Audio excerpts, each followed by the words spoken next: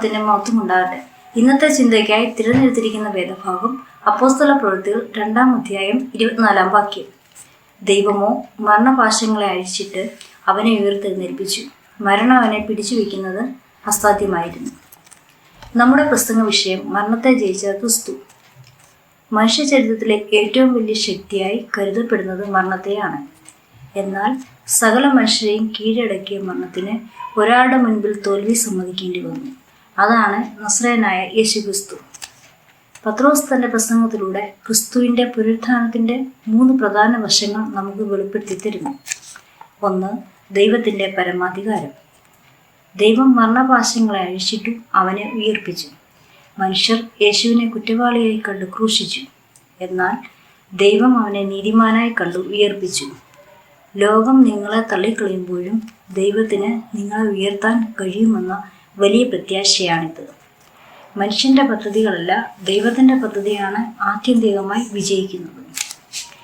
2. മരണത്തിൻ്റെ അസാധ്യത. മരണം അവനെ പിടിച്ചു വയ്ക്കുന്നത് അസാധ്യമായിരുന്നു. എന്തുകൊണ്ടാണ് മരണം പരാജയപ്പെട്ടത്? അവൻ ജീവൻ്റെ ഉറവിടമാണ്. ജീവൻ്റെ നായകനെ അടക്കി വയ്ക്കാൻ കല്ലറയ്ക്ക് കഴിയില്ല. അവൻ പാപരഹിതനാണ്. പാപമുള്ളവർക്ക് മാത്രമേ മരണത്തിന്മേൽ അധികാരമുള്ളൂ.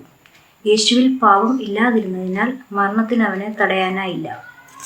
അവൻ വാഗ്ദത്തം പാലിക്കുന്നവനാണ്. താൻ ഉയർത്തെഴുന്നേൽക്കുമെന്ന് യേശു മുൻകൂട്ടി പറഞ്ഞിരുന്നു. ദൈവത്തിൻ്റെ വാക്ക് പരാജയപ്പെടുക അസാധ്യമാണ്. 3. പുതിയ പ്രത്യാശയുടെ ജനനം.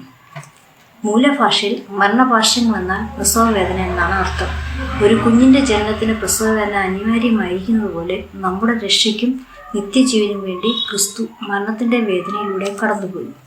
അവൻ്റെ മരണം ഒരു അവസാനമായിരുന്നില്ല, മറിച്ച് ഒരു പുതിയ യുഗത്തിൻ്റെ, പുതിയ നിയമത്തിൻ്റെ ആരംഭമായിരുന്നു. പ്രിയപ്പെട്ടവരെ, യേശുവിനെ ഉയർപ്പിച്ച അതേ ദൈവം നമ്മുടെ ജീവിതത്തിലെ പ്രതിസന്ധികളെയും മരണതുല്യമായ സാഹചര്യങ്ങളെയും മാറ്റാൻ ശക്തനാണ്. മരണം അവനെ പിടിച്ചു വയ്ക്കാൻ അസാധ്യമായതുപോലെ ക്രിസ്തുവിൽ വിശ്വസിക്കുന്ന നമ്മയും തളച്ചിടാൻ ലോകത്തിലെ ഒരു ശക്തിക്കും കഴിയില്ല.